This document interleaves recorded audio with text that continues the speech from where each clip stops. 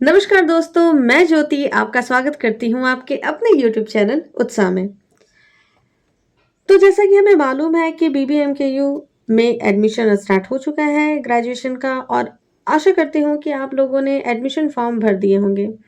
जैसा कि हमें मालूम है कि चांसलर पोर्टल के थ्रू हम अपना फॉर्म भर रहे हैं जिसका जो कि ओपन हुआ था 9 तारीख को और वो क्लोज हो चुका है 8 तारीख को।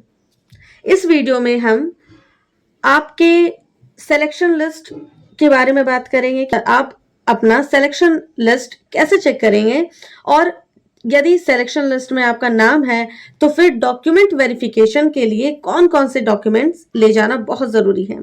लेकिन सबसे पहले वीडियो में मैं ये बतलाऊंगी, अगर आपने अभी तक फॉर्म नहीं भरा है तो रिसेंट नोटिस आपके लिए आया है BBMKU में, जिसमें बतलाया गया है कि फॉर्म फिलअप का डेट जो है वो 18 जुलाई तक बढ़ा दिया गया है, लेकिन ये सिर्फ और सिर्फ एफिलिएटेड कॉलेजेस में है, अर्ध सरकारी कॉलेजेस के लिए होगा। इसका फर्स्ट लिस्ट जो है वो 21 जुलाई को दिया जाएगा। लेकिन ध्यान रखिए, मैं फिर से रिपीट कर रही हूँ कि ये सिर्फ एफिलिएटेड कॉलेज के लिए है, कॉन्स्टिट्यूएंट कॉलेज के लिए नहीं है, सरकारी कॉलेज के लिए नहीं है। उदाहरण के तौर पे 8 तारीख के बाद आप यदि ये चाहते हैं कि आप BSK कॉलेज में फॉर्म भरे या PK रॉय कॉलेज में फॉर्म भरे या ऐसे सरकारी कॉलेज में कोई भी SSLNT कॉलेज में फॉर्म भरे, तो अब आप वहां पे फॉर्म नहीं डाल सकते हैं। लेकिन आपके पास एफिलिएटेड कॉलेज का ऑप्शन रहेगा। जैसे यदि आप KSGM कॉलेज में डालना चाहते हैं फॉर्म, BSS महिला कॉलेज धनबाद में फॉर्म डालना चाहते हैं या फिर ऐसे अदर एफिलिएटेड कॉलेज में फॉर्म डालना चाहते हैं, तो अभी भी आप 18 जुलाई तक फॉर्म डाल सकते हैं और आपका लिस्ट जो है वो 21 जुलाई को आ जाएगा। अब हम इस वीडियो के जो मेन टॉपिक है उस पर बात करते हैं कि आपको अपना सिलेक्शन लिस्ट में नाम कैसे देखना है। देखिए, यहाँ पर जो थर्ड पॉइंट है यहाँ पर दिया गया है कि publication of first selection list आपकी आने वाली है 14 जुलाई को। अपने सिलेक्शन लिस्ट को देखने के लिए आपने जिस भी कॉलेज के लिए फॉर्म भरा है, आप उसके ऑफिशियल वेबसाइट में जाकर वहां से लिस्ट डाउनलोड कर सकते हैं। वहां पर जो भी सेलेक्टेड स्टूडेंट्स रहेंगे उन सभी का नाम रहेगा, उसमें आपको अपना नेम ढूंढना होगा, चेक कर लीजिएगा। और आप यदि अपना नाम वहां पर ढूंढ लेते हैं, आपका नाम वहां पर दिया गया है, तो फिर आप जो सेकंड स्टेप है वो है डॉक्यूमेंट वेरिफिकेशन के लिए फिर कॉलेज में जा सकते हैं, जो कि 15 तारीख को होने वाला है। ठीक है, 15 से 28 तारीख तक ये चलेगा।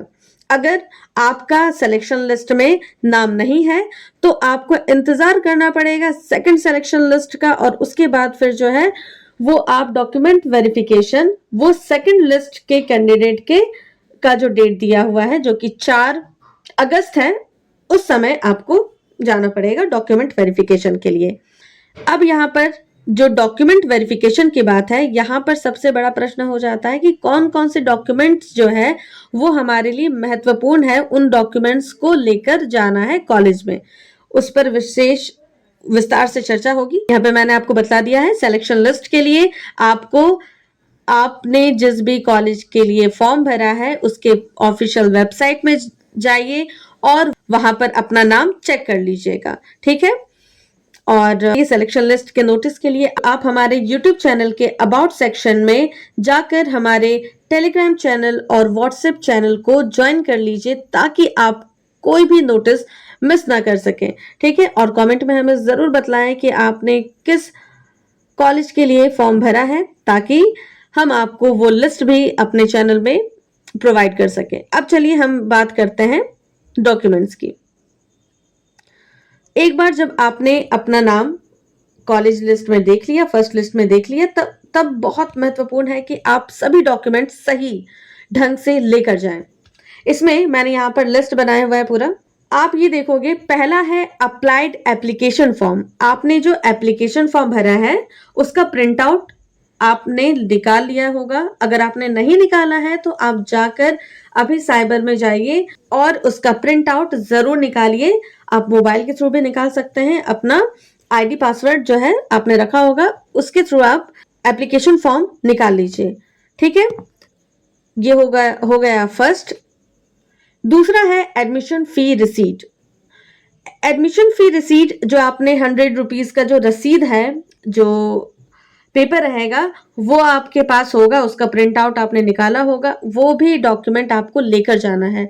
ये दोनों बहुत ही महत्वपूर्ण है। एप्लीकेशन फॉर्म और एडमिशन फी रिसीट आप लोगों के पास होना चाहिए। अगर आपके पास ये दोनों नहीं है तो अभी जाकर आप इसे निकलवा लीजिए। ठीक है। तीसरी जो बात है वो है सब्जेक्ट सिलेक्शन फॉर्म। आपने अपने फॉर्म में जब आप एडमिशन फॉर्म भर रहे हो तो आपने सिर्फ और सिर्फ मेजर सब्जेक्ट भरा है। ठीक है। लेकिन केवल मेजर सब्जेक्ट तो नहीं पढ़ना है आप लोगों को, ग्रेजुएशन में और पेपर्स भी होंगे। इन सब को आपको सब्जेक्ट सिलेक्शन लिस्ट में, माफ कीजिएगा, सब्जेक्ट सिलेक्शन फॉर्म में भरना है, जिस पर विस्तार से चर्चा आगे करेंगे। पहले हम डॉक्यूमेंट्स के बारे में देख लेते हैं। तो हमने 3 डॉक्यूमेंट के बारे में बात कर ली। अब चौथा जो है वो होना चाहिए आपका माइग्रेशन सर्टिफिकेट। आपके स्कूल कॉलेजेस में आपका 12th का माइग्रेशन सर्टिफिकेट आ गया है, रिजल्ट ये सब आ गया है। आशा करती हूँ कि आपके पास वो सारे डॉक्यूमेंट्स होंगे। आपके पास होना चाहिए माइग्रेशन सर्टिफिकेट, देन आपका सीएलसी या एसएलसी होना चाहिए, और कैरेक्टर सर्टिफिकेट। ध्यान रखिए ये तीनों के ओरिजिनल डॉक्यूमेंट आपको लेकर जाना है, ओरिजिनल कॉपी लेकर जाना है। इन सब का आप एक जेरोक्स अपने पास रखिएगा और ये सभी लेकर जाइएगा। सातवां अगर बात करते हैं तो इंटरमीडिएट का जो मार्कशीट है वो लेकर जाना है आपको, एडमिट कार्ड और मार्कशीट 2, फिर मैट्रिक का मार्कशीट और एडमिट कार्ड। इसके साथ आपको आधार कार्ड या कोई भी आईडी प्रूफ लेकर जाना है। ठीक है, उसकी जेरोक्स कॉपी करवा लीजिएगा। मेरा कहना है कि यहाँ पर जितने भी फॉर्म दिए हुए हैं, जितने भी डॉक्यूमेंट्स दिए हैं, 11 डॉक्यूमेंट्स हैं, सबका फोटोकॉपी, एक फोटोकॉपी, 2 फोटोकॉपी जो है वो करवा लीजिए, जेरोक्स करवा लीजिए। और आपको सभी का ओरिजिनल सर्टिफिकेट तो लेकर जाना ही है, ओरिजिनल कॉपी लेकर जाना है। ये जो है 7 से लेकर 11 तक आपको वहां पे जेरोक्स सबमिट करना है। ठीक है। और ध्यान रखिएगा कि क्योंकि यहाँ पे बहुत सारे डॉक्यूमेंट्स हैं, तो आप प्रॉपर ढंग से, अच्छे ढंग, सही ढंग से आप एक फोल्डर फाइल में इन सभी डॉक्यूमेंट को लेकर जाइएगा, ताकि कोई भी डॉक्यूमेंट खो ना पाए। इसके साथ ही साथ डॉक्यूमेंट से अलग जो है वो आप फोटो लेकर जाइएगा। 2 कॉपी फोटो आपके पास होनी चाहिए और ब्लैक पेन लेकर जाइएगा। ठीक है, आगे देखते हैं। ये 11 डॉक्यूमेंट्स जो है और ये फोटो और पेन जो है वो बहुत महत्वपूर्ण है।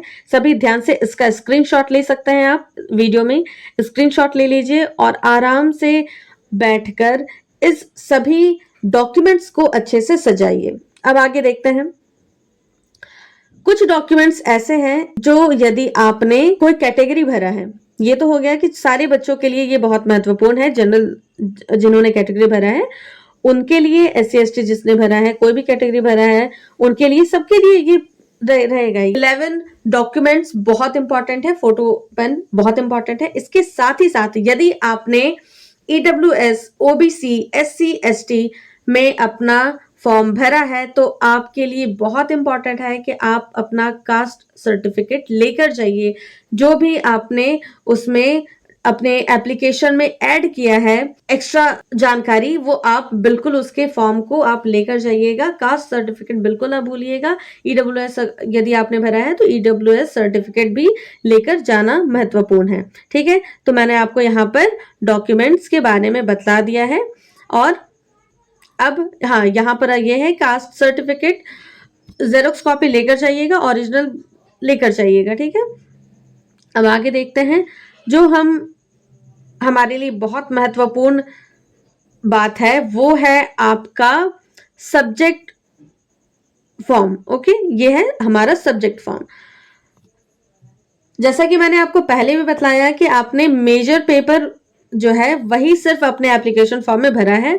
आपने माइनर पेपर, MDC और अदर पेपर्स नहीं भरा है। इसके थ्रू, इस एप्लीकेशन फॉर्म के थ्रू आपको अपने अदर सब्जेक्ट्स, अदर पेपर्स जो है वो भरना है।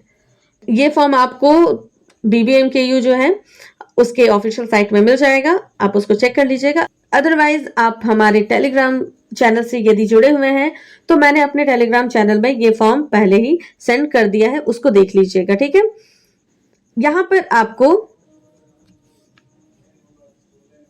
अपना फॉर्म नंबर, ठीक है, अपना कॉलेज नेम लिखना है, आपका कोर्स क्या है वो लिखिएगा। आराम से आप अपने एप्लीकेशन फॉर्म में देखिए और उसको भरिए। स्ट्रीम आपका क्या है वो भरिएगा, अपना name, father's name, mobile number, date of birth, email ID जो है वो सारा चीज भरिएगा, डिटेल अच्छे से भरिएगा, ठीक है। और मोबाइल नंबर याद रखिएगा, जो भी डॉक्यूमेंट में आप दे रहे हैं मोबाइल नंबर और ईमेल ऐसा होना चाहिए कि आपका वो होना चाहिए और वो यूज वाला होना चाहिए, बंद नंबर मत दे दीजिएगा, समस्या होगी, ठीक है।